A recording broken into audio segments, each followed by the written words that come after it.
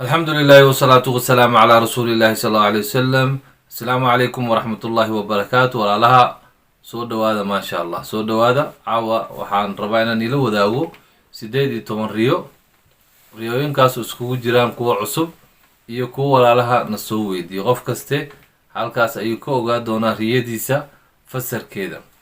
riyada horeysa walaalayaal waxay sheegaysaa qofkii ku riyoodo ceel qofkii ku riyoodo wuxuu helayaa maal iyo cilmi iyo khayr.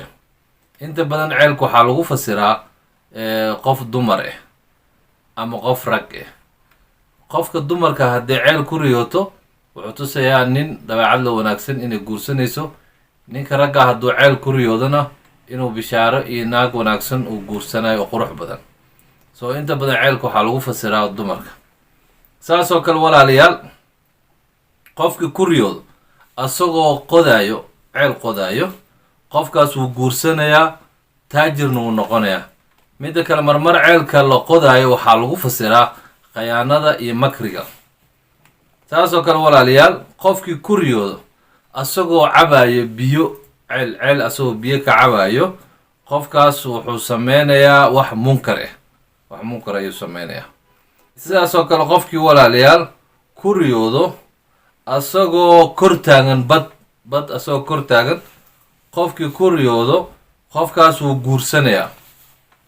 sidaasoo kale qof sujuudu shukri qofka ku riyoodo waxay tusaysaa qofkaas ilaahay inuu ka rafcinayo balaayo kusoo socotay. sidaasoo kale ilaahayna risiqiisa u jadiidinayo.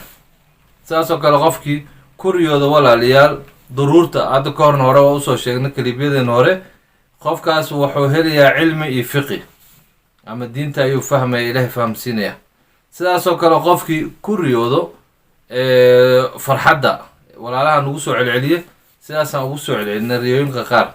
qofkii farxad ku riyoodo waxay tusaysaa ooyin, yacni qofka riyada ku dhex farxo waxaa ku dhacay ooyin ama wuxuu ahaana ooyin, macnaha wax ka ooyiyo ayuu arkaya waay. ama rubama dalla cala alfaraj waxay tusaysaa inuu faraj helayo ama wax ka nixiyo ka ooyiyo arka ama faraj ayuu helayaa. labadaba waa lagu fasiraa, ooyinta iyo dhibka waa lagu fasiraa. qofka hadduu farxad ku riyoodo asagoo faraxsan, hadduu ku riyoodo inuu ooyin iyo dhib arko ama inuu faraj iyo barwaaqo helo, labadaba waa lagu fasiraa. sidaasoo kale qofkii ku riyoodo walaalayaal saaxiibadiis oo faraxsan. qofbaa wuxuu ku riyooday saaxiibadiis oo faraxsan, qofkaas waxay tusaysaa wuxuu helayaa shay macaan ama shay aada u dhadhamaya. sidaasoo kale qofkii ku riyoodo qof kusoo dhacayo qof kusoo dhacayo waxay tusaysaa cimri dheeri. sidaasoo kale walaalayaal qofkii ku riyoodo ilkihiisoo daadanayo riyo wuxuu ku arkay. su-aashaan walaalaha inta badan wayna weydiiyaan, dhowr kalibna ooga soo hadalna. qofkii ku riyoodo ilkihiisoo daadanayo ama indhihiisuu beelayo, ama waxaa ku riyootay adoo indhala ama waxaa ku riyootay adoo ilkaha kaasoo daadan. labadaa riyo waa la kala qaada. qofka ilkaha daadanayo ku riyoodo waa gooni, qofka saasoo kale indho la-aan ku riyoodana waa gooni. labadaasba waxaa lagu fasiraa qofkaas waxaa dhammaanaya ehelkiisa, asaga unbaa kasoo haray. macnaha waxaa waaye waa cimri dheeri, waa qofka ugu dambeeya dhinto ehelkiisa asagu noqonaya. macnaha ehelkiisa dhan iyo walaalihiis iyo waalidkiisa markay dhammaadaan kabacdi ayaa qofka ugu dambeeya dhimanaya ayuu noqonaya, ehelkiisu kasoo haraya ehelkiisa markay dhintaan.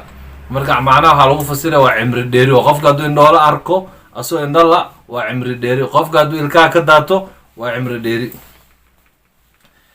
sidaasoo kale walaalayaal qofkii ku riyoodo rasuulka sal alla alayhi wasalam magaaladiisa, magaalada rasuulka ku riyoodo madiinatun munawara, qofkii ku riyoodo aragti ku riyoodo ama degitaan ku riyoodo qofkaas wuxuu helayaa khayru dunya, adduunyada khayrkeedu helayaa. qofkii saasoo kale walaalayaal ku riyoodo dhuxul qofkii ku riyoodo qofkaas wuxuu helayaa maal iyo khayr badan ayuu helayaa. sidaasoo kale walaalayaal qofkii ku riyoodo qabri qofka hadduu ku riyoodo qofkaas waxay u noqonaysaa waano, waxay u noqonaysaa khushuuc, qofkaas waxay u noqonaysaa inuu adduunyada ka fogaado. sidaasoo kale qofkii ku riyoodo walaalayaal muujada baddoo kacsan hirarkeeda iyo muujada badda qofkii riyo ku arko waxay tusaysaa cadaab iyo shido iyo dhib weeyaan.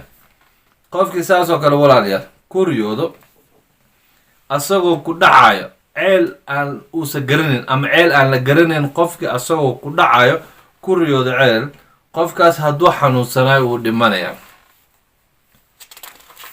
saas oo kale walaalayaal qofkii ku riyoodo asagoo ku dhacayo biyo fadhiyo, biyaha sida wararka iyo lag ama war, qofkii biyo fadhiyo soconin ku dhaco asagoo ku dhex dhacayo u arko riyo ku arko asagoo biyo fadhiyo ku dhacayo, qofkaas waxay noqonaysaa xabsi iyo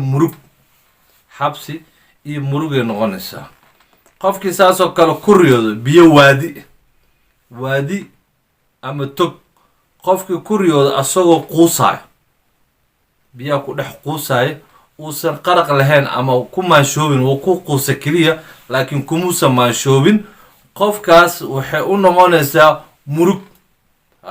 murug iyo walwal ayay u noqonaysaa. hadduu ka soo baxo wuu badbaadaya. yacni riyadii asagoo biyuhu quusay ayuu ku riyoodo, waa murug, waa dhib buu la kulmaya qofkaas. hadduu ku riyoodo asagoo toga ka soo baxayana oo quusin, hadduu ku riyoodo riyo kale waxay tusaysaa faraj, qofkaas wuxuu helaya faraj ama wax wanaagsan uu helaya. hadduu ku dhex quusana waxay noqonaysaa murug iyo dhib. sidaa darteed marka walaalayaal insha allah riyooyinka halkaasa kusoo koobeen 18 riyo waa insha allah. qaar walaalahan na soo weydiiyeen iyo qaar aan walaalahan na soo weydiin anaga la jeclaanay. sidaa darteed walaalayaal riyooyinka markasta walaalayaal waxaa la rabaa walaalaha in aan markasta la socotaan barnaamijka insha allah. riyooyinka kulli hal mar lama sheegi karo. qofkii riyadiisa laga soo la hilmaamo ama aan la soo sheegay ama laga soo tago xumaana u arkin walaal, waxaa laga yaabaa ilaahay uguma talagin caawo aad daawato riyadaada. insha allah barnaamijyada kale haddii aad ku xiran tahay waad helaysaa insha allah. maalin kasta waan soo dhigaynaa riyooyinka insha allah, walaalahana waa la qaybsanaynaa. marka walaalayaal waxaan allah ilaahni barakeeyo, clipkan isoo gaaro ka faa'iidaysataan insha allah, walaalaha kale gaarsiisa uga faa'iidaystaan insha allah. ilaahni barakeeyo meel kasta joogtaan. assalaamu calaykum waraxmatullaahi wabarakaatu.